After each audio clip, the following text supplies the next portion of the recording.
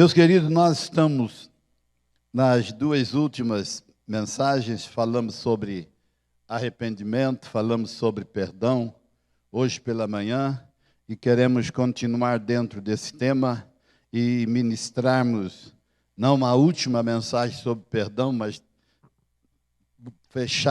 tentar fechar esse ciclo, pelo menos nesse contexto que começamos, e ministrar a palavra de Deus ainda nesta manhã. Na primeira vez, nós falamos sobre a eficácia do arrependimento e do perdão. Hoje pela manhã, nós pudemos falar sobre a analogia do perdão cristão, fraternal. E hoje nós queremos considerar, neste momento, algumas coisas sobre o ato do perdão, sobre esse efeito causado pelo perdão na vida dos perdoados. Amém? Eu gostaria que você me ajudasse glorificando a Deus, orando, pedindo a Deus, fala conosco, nos dê a palavra, em nome de Jesus. Eu quero convidá-lo para uma leitura no livro de Lucas mesmo, capítulo 15, na parábola do filho pródigo.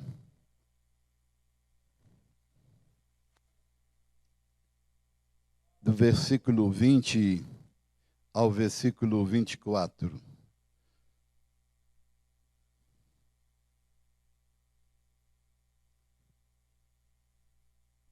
Amém? E levantando-se foi para o seu pai.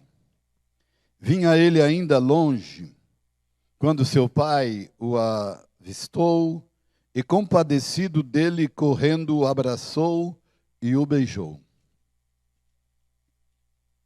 E o filho lhe disse: Pai, pequei contra o céu, diante de ti, não sou digno de ser chamado teu filho.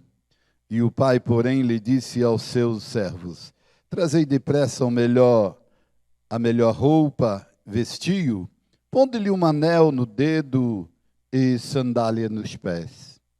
Trazei-me também e matai o novilho cevado, comamos e regozijemo-nos, porque este meu filho estava morto e reviveu, estava perdido e foi achado, e começaram a regozijar-se.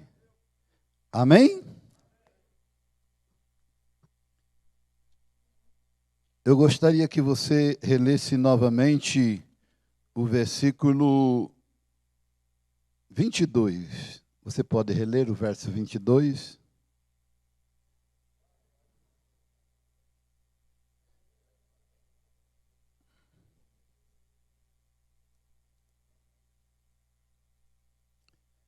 Verso 23. Vamos ver se nós lemos melhor o 23.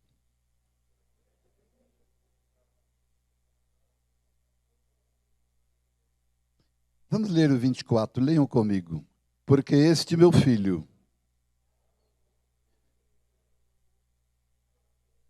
e foi achado, e começaram a regozijar-se. Amém? Poder sentar.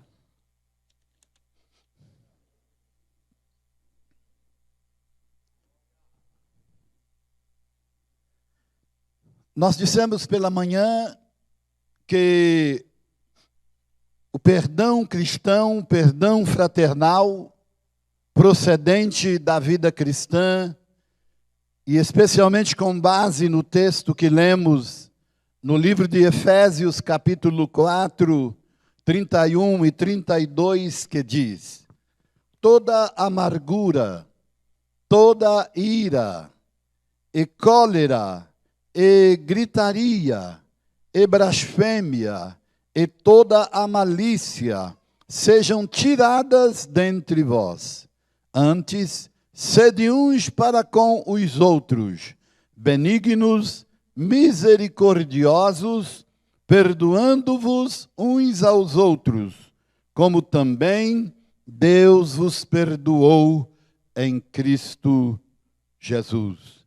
Como também Deus vos perdoou em Cristo Jesus.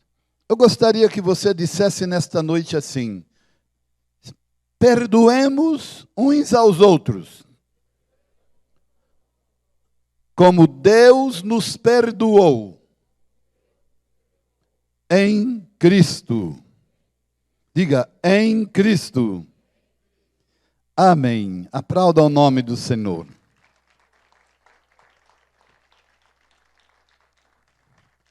Nós chamamos isto de perdão análogo ou analogia do perdão, porque nós temos que perdoar uns aos outros como Deus nos perdoou em Cristo. O perdão não é algo que criamos e praticamos ao nosso próprio modo, como nós queremos, como achamos que deve ser.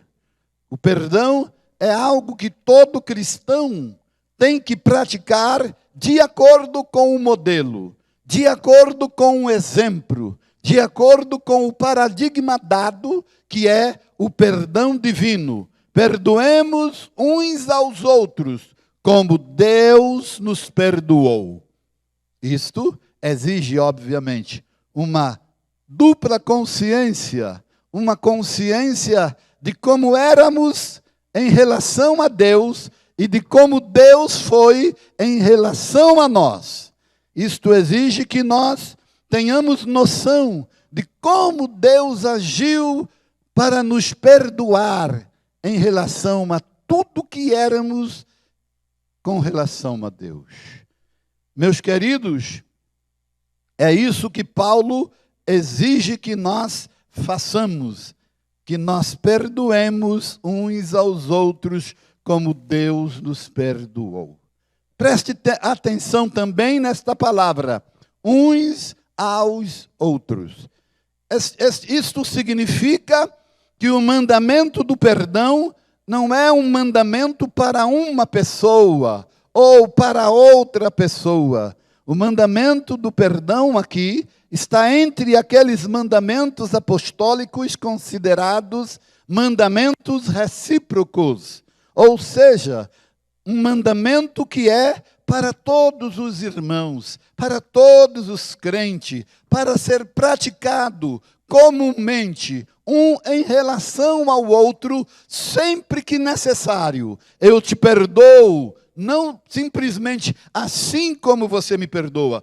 Eu te perdoo como você também me perdoa. Ou seja, antecipadamente, nós somos perdão uns para os outros.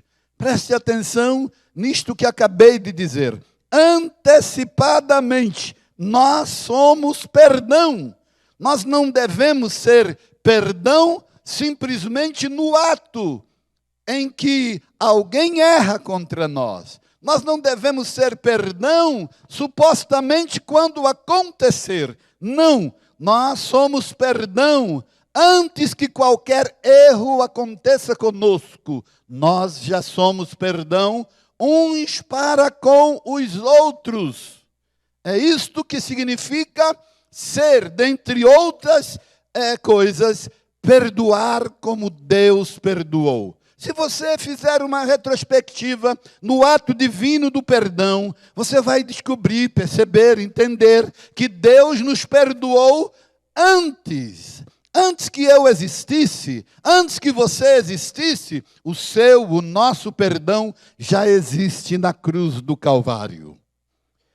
Na cruz do Calvário, Jesus Cristo perdoou os pecados anteriores. Na cruz do Calvário, Jesus Cristo perdoou os pecados posteriores, porque nele, na cruz do Calvário, na sua morte, na sua ressurreição, na sua ascensão, na sua glorificação, ele é antecipadamente e sempre perdão divino existente para todos aqueles que se arrependerem dos seus pecados. O perdão já existe em Cristo. Isto tudo significa que cada crente deve viver comumente uns para com os outros, nesta comunidade que é a igreja, como uma comunidade de amor, como uma comunidade de solidariedade, como uma comunidade de bondade e misericórdia, existente no ato do perdão. Paulo diz todas essas coisas exatamente porque ele sabe que o ser humano é humano, e sendo assim, ele é extremamente falho. E sendo extremamente falho, ele, para continuar e poder continuar vivendo em comunidade, ele precisa sempre ser perdoado. Não é um, não é o outro, todos nós precisamos viver nessa comunidade cristã, nos perdoando uns aos outros. É por isso que Paulo diz: antes, sede uns para com os outros, benignos, misericordiosos. Paulo traduz a benignidade e a misericórdia no ato do perdão, perdoando-vos uns aos outros, como também Deus vos perdoou em Cristo Jesus. Você pode dizer glória a Deus, aleluia. Você pode aplaudir o nome do Senhor.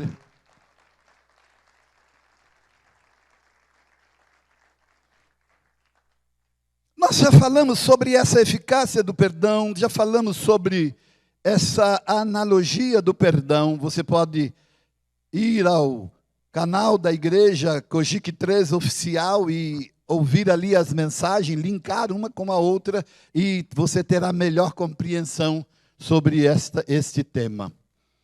E nesta palavra, nós queremos falar algo sobre essa natureza do perdão.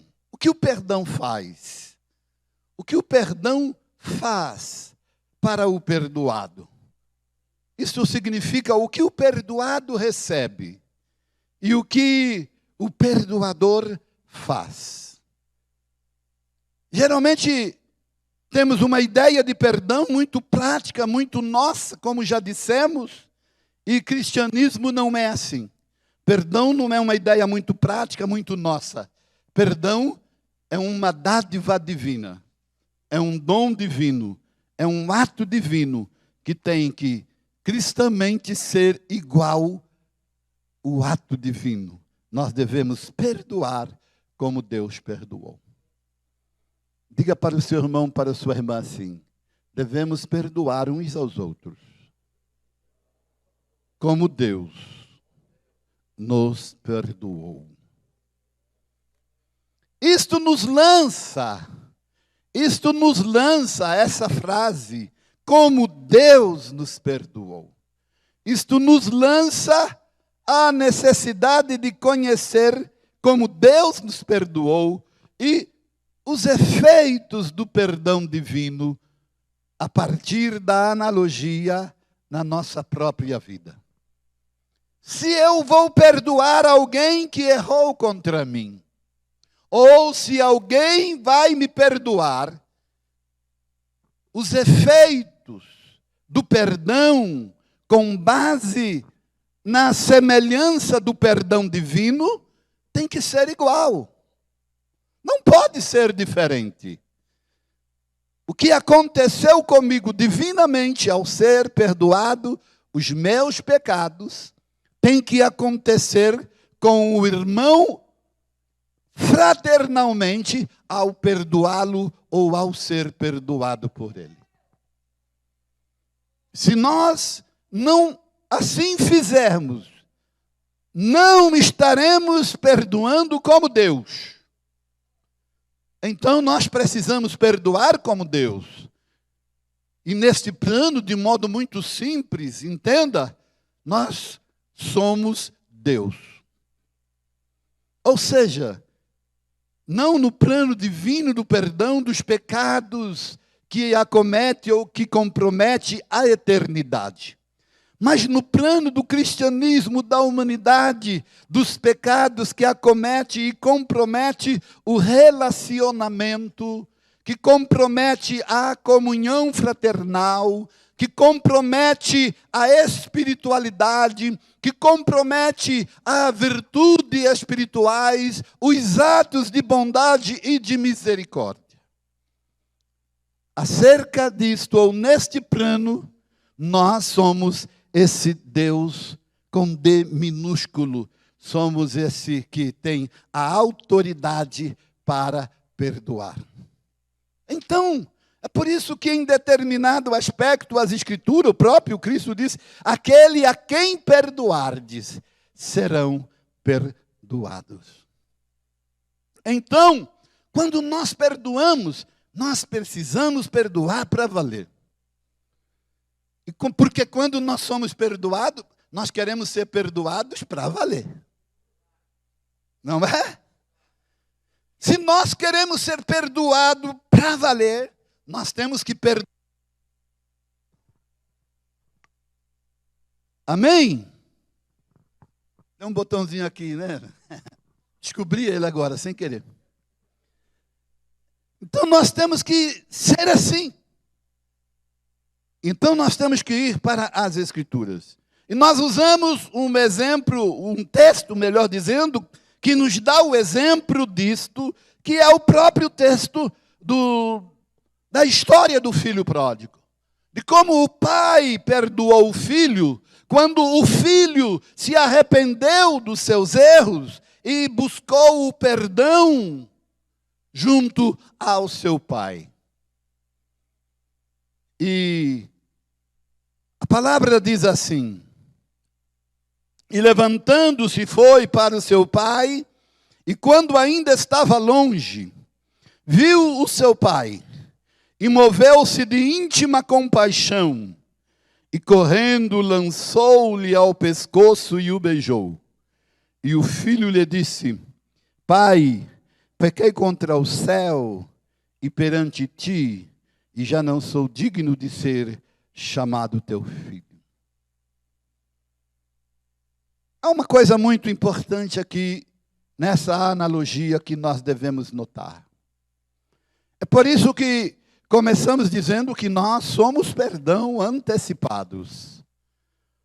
O perdão já existe em nós antecipadamente. E esse texto está dizendo assim, que e levantando-se foi para o seu pai, e quando ainda estava longe. Parece que quando os escritores escrevem o texto, eles estão pensando e estão escrevendo aquilo que pensam. Mas não se esqueça de uma coisa, que toda a Escritura, toda a Bíblia, ela é divinamente inspirada. Quando Lucas estava escrevendo assim, como outros escritores da Bíblia, das Escrituras Sagradas, o Espírito de Deus estava na mente deles operando a revelação subconsciente e dirigindo as suas Escrituras. Então o texto coloca uma frase muito interessante que é: quando ainda estava longe, o seu pai, movido de íntima compaixão. Eu quero começar com isso dizendo a você que se nós queremos perdoar as pessoas que devem a nós, desde os mínimos, as mínimas coisas, você pode fazer uma reflexão aqui agora e pode começar já a pensar com relação àquelas pessoas de quem você não gosta, por que não gosta. Coisa que parece muito simples para você dizer, eu não gosto daquela pessoa. Coisa que parece muito simples você dizer, o meu espírito não bate com o dele. Se você fosse de Umbanda, você ia dizer, o meu santo não bate com o dele. Mas como você é crente, você fala, o meu espírito não bate. Que é a mesma frase, o meu santo, o meu espírito, o meu isso, o meu aquilo. É a mesma coisa, é o mesmo espírito. É a mesma ideia. Então, Você já começa a pensar aqui dentro mesmo, na sua casa, na sua família. As picuinhas que não parecem nada, mas que vai crescendo, vai crescendo, vai crescendo, e de repente vira um monstro enorme de destruição. Picuinhas que existem entre uma pessoa e outra, entre um irmão e o outro. E aí os filhos vão brincar no quintal, um ou o outro belisca o outro, acontece um probleminha entre os filhos lá, e já vira um problema entre os irmãos, porque não é porque os filhos brigaram, é porque um já não gosta do outro mesmo. E aí usa os filhos como causa de discussão. Então você pode já imaginar quantas coisinhas existem num grupo de 4, 5 pessoas dentro do Coral Resgate. Quem não gosta de quem? Parece tão assim, não é verdade? Será que existe isso, meu Deus? Não, eu vim faz 54 anos que eu sou cristão. E os maiores problemas estão no meio dos grupos da igreja. Ciclo de oração, grupo de mulher, coral. O que está nessa ponta não gosta do que está naquela ponta.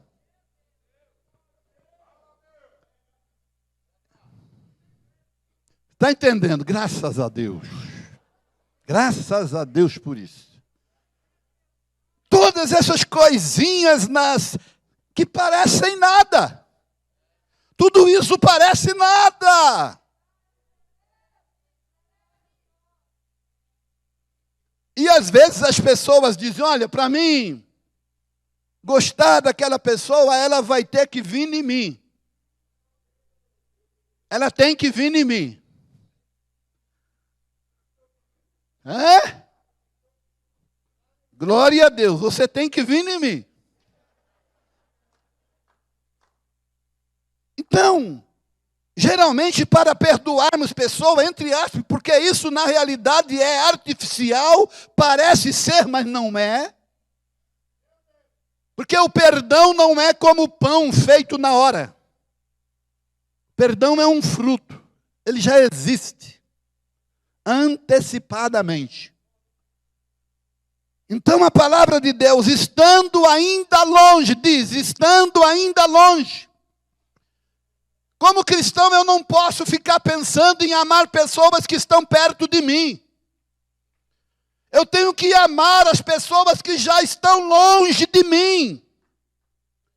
Ainda que numa condição contrária a mim. Mas à distância eu as amo. À distância eu já sinto compaixão por elas e pelo estado delas.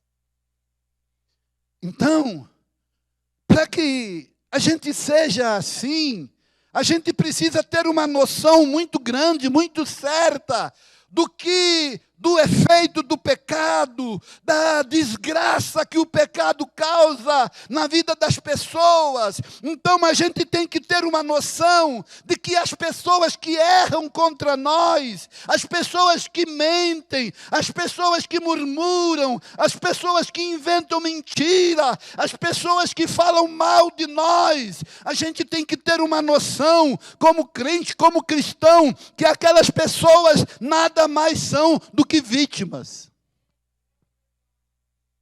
Elas nada mais são do que vítimas. Elas não são senhoras do ato. Eles não são senhores do ato. Eles são vítimas de um espírito, são vítimas de um demônio, são vítimas de uma situação que os obriga a viver daquela forma, agir daquela forma, fazer daquela forma, ser daquela forma. Agora eu, como cristão, como conhecedor de Cristo, eu tenho o Espírito Santo de Deus na minha vida. E se eu tenho o Espírito Santo de Deus na minha vida, eu sou uma pessoa cheia do amor de Deus. Eu sou uma pessoa cheia da compaixão de Deus. Então eu olho para estas pessoas, pecadoras contra mim, sim, mas vítimas do mal, vítimas de demônios, vítimas do erro. E por isso eu sinto compaixão delas. Eu as amo, estando elas onde quer que estejam. Se longe, longe mesmo, eu sinto compaixão. Se você entendeu, diga glória a Deus, diga aleluia, diga ajuda-me, Senhor. Ajuda-me, Senhor. Se você não ama pessoas à distância, você não amará pessoas próximas. Se você não ama pessoas nas situações de miséria e de vítimas, você não as amará quando chegarem a você. Porque você não é perdão e não estará esperando para perdoar. Essa é uma das condições. E a segunda condição, neste ponto, é estar pronto para perdoar. Estar pronto para perdoar. Nós não estamos falando de jogar perdão fora. Entenda bem. Não estamos falando de jogar perdão fora, de vender como banana na feira. Não é isso. Nós estamos falando de racionalidade cristã. De perdoar pessoas que vêm para ser perdoadas. De perdoar pessoas que reconheceram o seu erro e estão, com base no reconhecimento e arrependimento, pedindo perdão. Só o arrependimento e só o perdão têm juntos o poder de mudar a vida de quem se arrepende e mudar a vida de quem perdoa. Não pense que é só a pessoa que se arrepende que vai ter a vida abençoada e mudada. Mas aquele que perdoa vai ser muito mais abençoado do que aquele que se arrepende. Se você somos perdoadores, seremos muito, muito, muito mais abençoados em nome de Jesus. Amém? Levante a sua mão para o céu e glorifique o nome do Senhor. Oh, aleluia! Muitas coisas poderiam serem ditas, muitas, poderias pregar só com base no que está escrito aqui. Mas eu quero caminhar para frente. Que diz, nos textos, após o pedido de perdão e a liberação de perdão, o cenário anterior, a configuração anterior das relações, elas são totalmente alteradas. E perdoando como Deus, o primeiro efeito do perdão é justificação. Justificação. Perdoar é justificar. Justificação ou justificar é um termo jurídico, é verdade. É um termo da lei, justiça, justificação, justificar. Isto é, biblicamente ou teologicamente dizendo que, quando nós perdoamos alguém, nós declaramos a quem perdoamos, nós declaramos ele justo. Nós declaramos aquela pessoa que perdoamos justo. Lembre-se, estamos perdoando como Deus nos perdoou. E nesse processo de perdão divino para a nossa vida, o que é que aconteceu conosco? Quem éramos nós? Lembre-se, pense, quem éramos nós anos atrás? Eu dei testemunho pela manhã aqui, eu me converti aos 13 anos.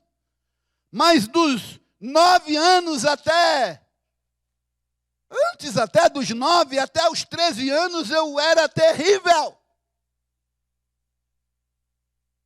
Horrível.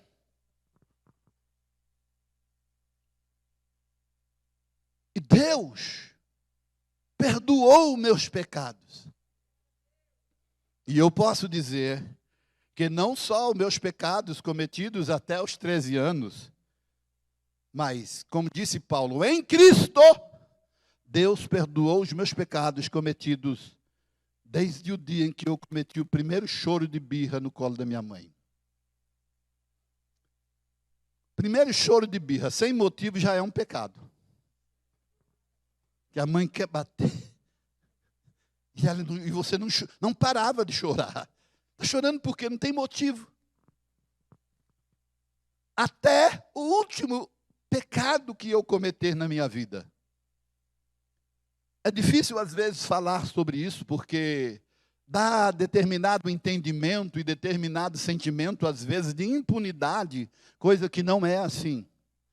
Ter-se-ia que se falar especificamente sobre essa razão, essa questão desse perdão que chamamos de expiatório, ou perdão da expiação.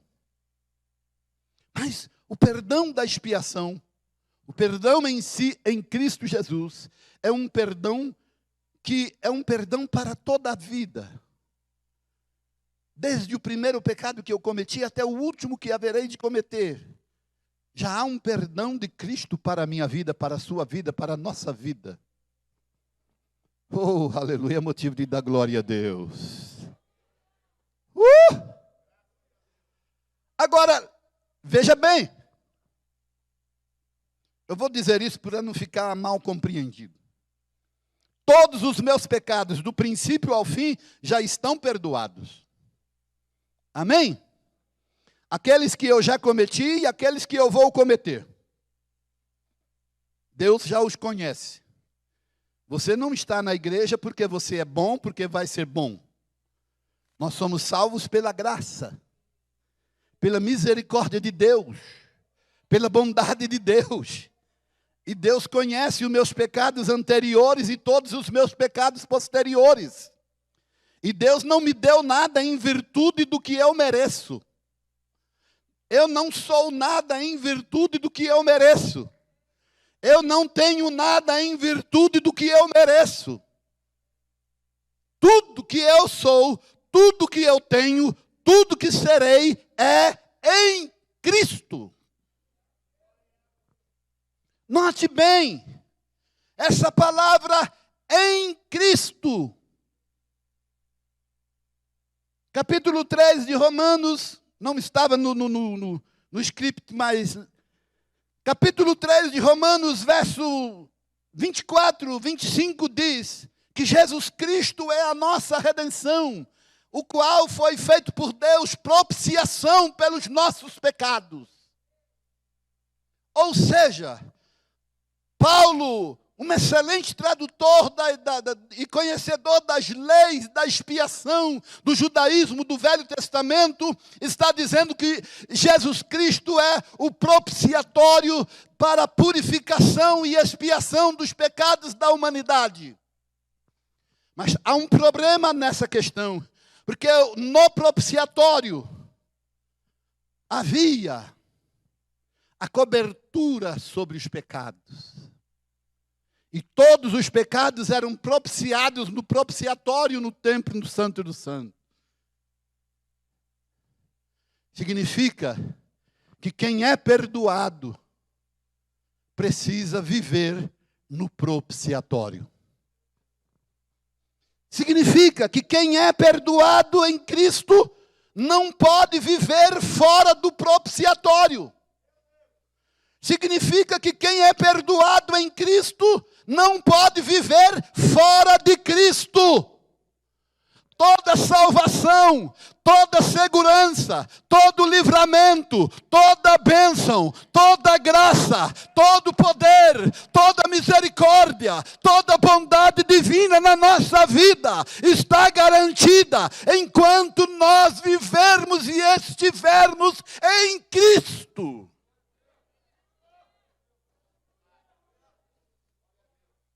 Então, em Cristo, nenhum mal tem poder contra mim. Em Cristo, nenhuma macumba pega na minha vida. Em Cristo, Satanás não tem poder no meu corpo. Em Cristo, nenhum demônio atinge a minha mente. Em Cristo, eu sou mais do que vencedor. Hoje, amanhã e sempre. Em Cristo. Então, é por isso que, na analogia do filho pródigo, ele volta para casa. Porque a casa é o próprio símbolo do perdão. A casa é a própria garantia do perdão. A vida na casa é a vida no perdão. A vida em Cristo é a vida no perdão. Perdão, então, não é simplesmente um ato de apagar. É um ato de viver. De viver em Cristo. De viver na dimensão do amor. Por isso, quando Paulo, na sua teologia, falando de salvação, soteriologia, ele se refere. Ele sempre se refere a uma trasladação. A um sair de um lugar para viver num outro lugar. É tipo a analogia do Egito. Sair do Egito para viver em Canaã. No Novo Testamento, é sair do mundo para viver na graça. Sair do mundo para viver em Cristo. Sair das trevas para viver na luz. Sair do ódio para viver no amor. Sair do reino do mal para viver no reino do Espírito Santo. Perdão é voltar, é sair e viver no lugar de segurança. Por isso, Paulo, capítulo 1 de Colossenses, verso 13, diz que Deus nos resgatou. É o mesmo que dizer, Deus nos perdoou.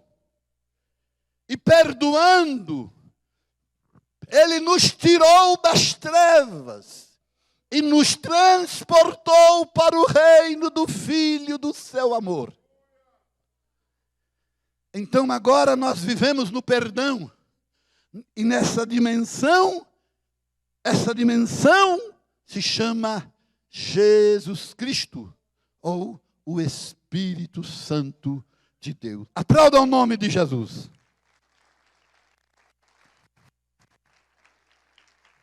Então o meu perdão do passado, do presente e do futuro está garantido em Cristo.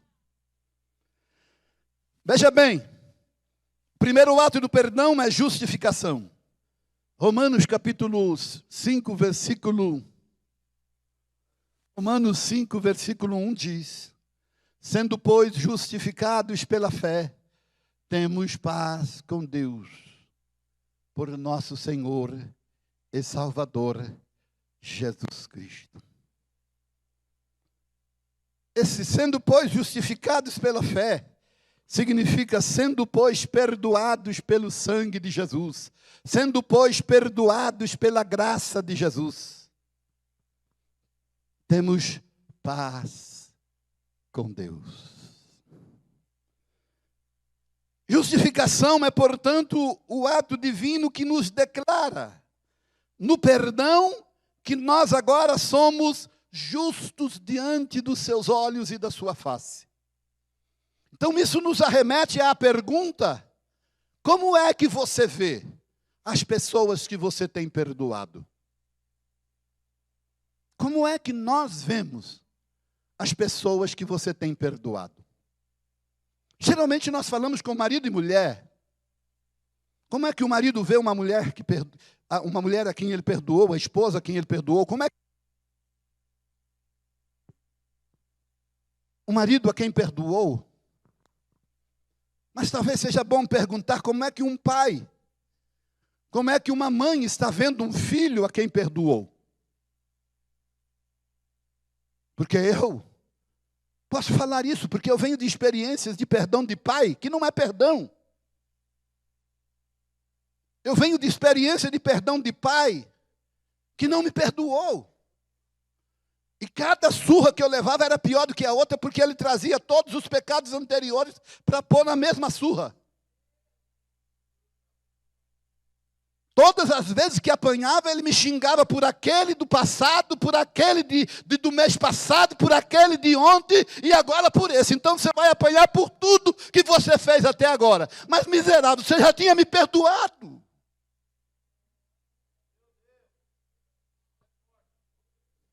E muitos pais não conseguem mais ver o filho como via anterior a um pecado que ele cometeu.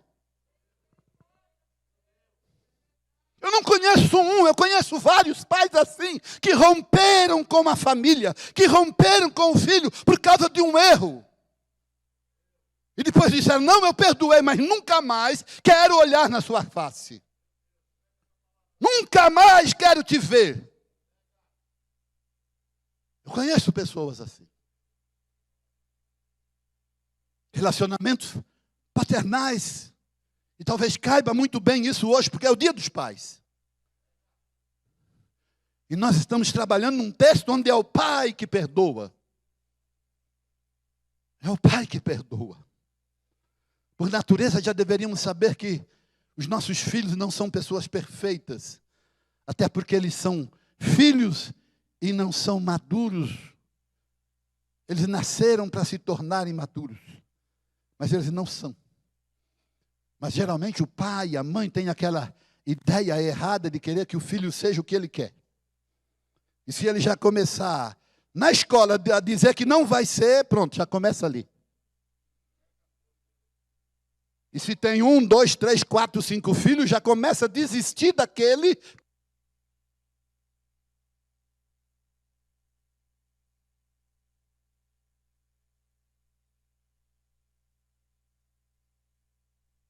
Aleluia. Aqui tem programação além do botão, hein? Não sei se você já viu isso. Quantos já viram isso? A família tem 4, 5 filhos, e aí o pai quer que aquele seja engenheiro. Ele não quer ser engenheiro, quer ser jogador de futebol. Acabou com a carreira. Não dele, do pai. Bom, você me esquece, porque tudo bem, você pode ser o que você quiser, mas esquece. Eu vou investir nos outros 4. Quem sabe sobra um para ser o bem amado. E hoje, no dia dos pais, ele não tem nem o engenheiro, nem o jogador de futebol, nem o médico, nem o outro, e nem o bem amado.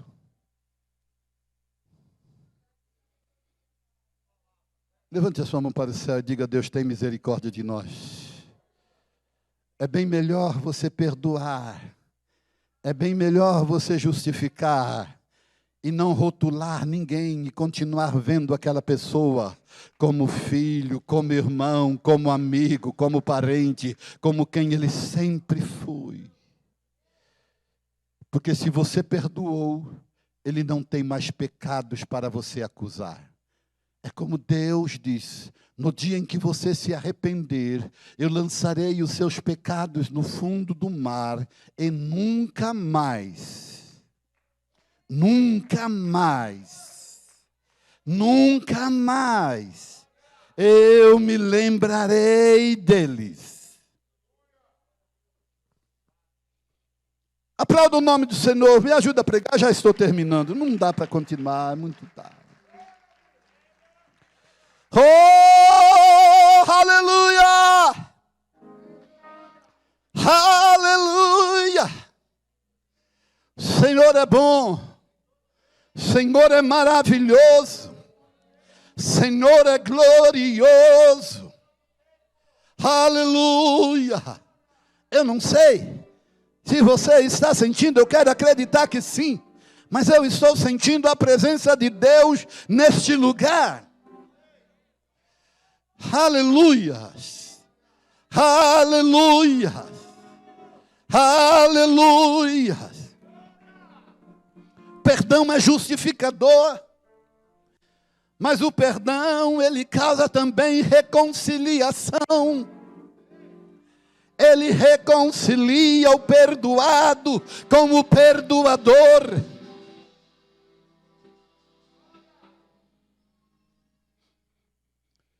Quando o filho pediu perdão e o pai perdoou, ele disse: trazei o bezerro, cevado, matai-o, comamos e nos alegremos. Ele estava com isso dizendo: nós voltamos a ser novamente pai e filho. Vamos nos alegrar, vamos comer juntos, vamos beber juntos, vamos fazer festa junto, porque nós voltamos a ser pai e filho. É uma coisa que geralmente nós não fazemos, mas seria tão bom se a gente aprendesse a celebrar reconciliações. Não é? Celebrar reconciliações de novo. Voltamos a ser amigos. Voltamos a ser pais e filhos. Voltamos a ser marido e mulher de novo. Voltamos a ser irmãos. Vamos comer, vamos beber, vamos nos alegrar. Porque estamos reconciliados. O perdão justifica. O perdão reconcilia. O perdão restaura a comunhão. Restaura a comunhão. O filho pediu perdão, o pai perdoou e disse: porque este meu filho estava morto e reviveu, tinha se perdido e foi achado. E começaram a se alegrar. Uma nova mensagem nasce daí. Com base na comunhão. A vida cristã nasce daí. Com base na comunhão. Na comunhão do perdão. A comunhão, lembre-se bem, a comunhão é sempre a comunhão do perdão. Às vezes eu fico pensando, às vezes eu fico vendo, às vezes eu fico olhando, que os crentes de hoje querem ter uma comunhão com Deus, com base no humanismo. Sem nenhum vínculo com o perdão. Sem nenhum vínculo com a reconciliação. Sem nenhum vínculo com a justificação. Eu quero ter uma comunhão com Deus com base no humanismo religioso. O humanismo religioso é aquela comunhão com base no que eu religiosamente faço. E não com base no que religiosamente sou. Religiosamente eu sou justificado. Religiosamente eu sou reconciliado. Religiosamente eu sou revivificado, ressuscitado. Religiosamente eu sou perdoado. Essa é a minha característica. Sou porque sou perdoado. É isso que todos os meses nós fazemos na Santa Ceia. A Santa Ceia é a celebração da comunhão do perdão. Fazei isso todas as vezes que beberdes e que comerdes em memória de mim. Porque todas as vezes que comerdes e beberdes, lembrais da morte do Senhor. E a morte do Senhor é a causa do meu perdão. A morte do Senhor é a causa da minha justificação. A morte do Senhor é a causa da minha reconciliação. A morte do Senhor é a causa da minha ressurreição espiritual, da minha comunhão. Fique de pé. Então, o texto diz que porque este meu filho estava morto, reviveu, tinha se perdido e foi achado, e começaram a se alegrar.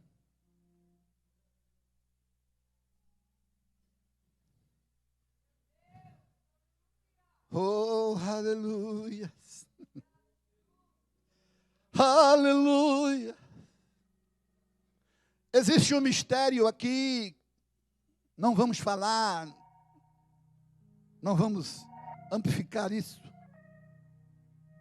que é a forma agora da vida cristã com base nessa comunhão.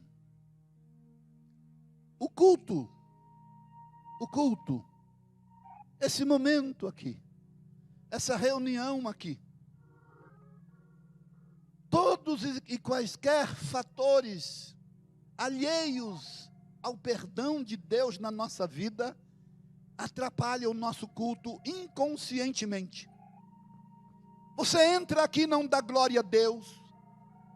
Você entra aqui e não é uma pessoa feliz. Está na igreja, mas não é feliz.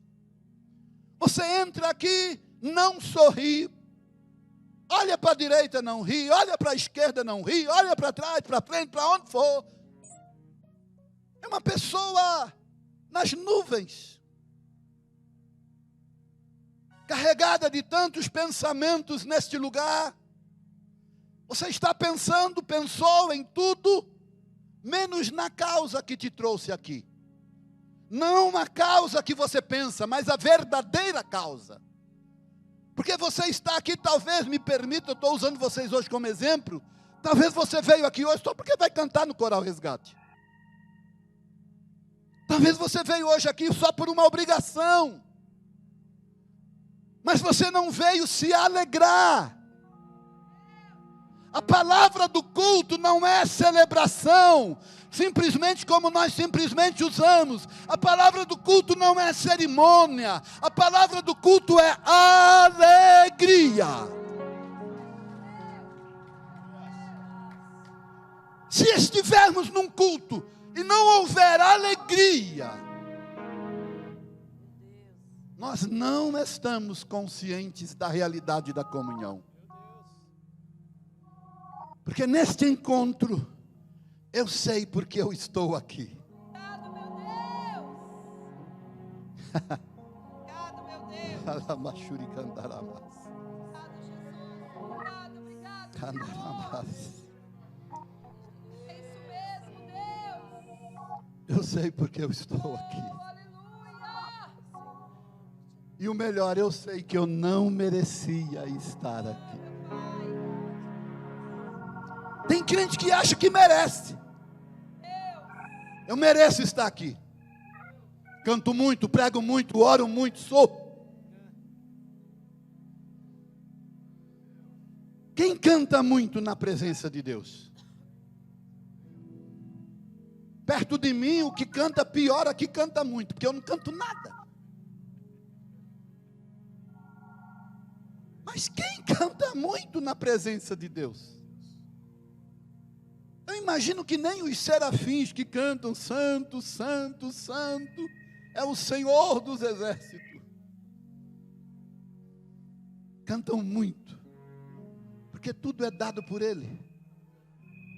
E aquele que dá o dom de cantar, aquele que dá o dom de pregar, aquele que dá o dom de orar, aquele que dá o dom natural, espiritual, sobrenatural, seja qual for, é maior que qualquer dom.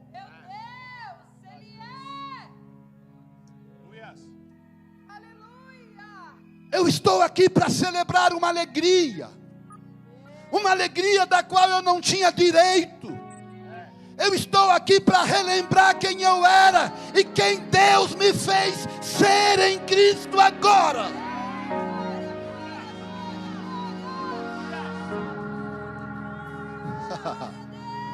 Eu não vou negar um sorriso para o meu irmão. Eu não vou negar um sorriso para ninguém. Porque não era para estar aqui, não era para eu ser o que sou, mas Deus me perdoou, Deus me justificou, Deus me reconciliou, Deus me ressuscitou, Deus me devolveu a vida, me trouxe a vida, me trouxe a comunhão.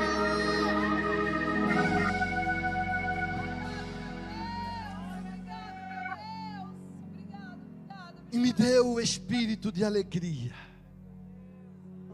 E se alegra comigo. E eu me alegro com Ele. Celebro a vida. Celebro a vida do perdão. Não sou melhor do que ninguém, porque eu sei quem era e o que Deus fez na minha vida. Eu vivo a vida do perdão. Eu vivo a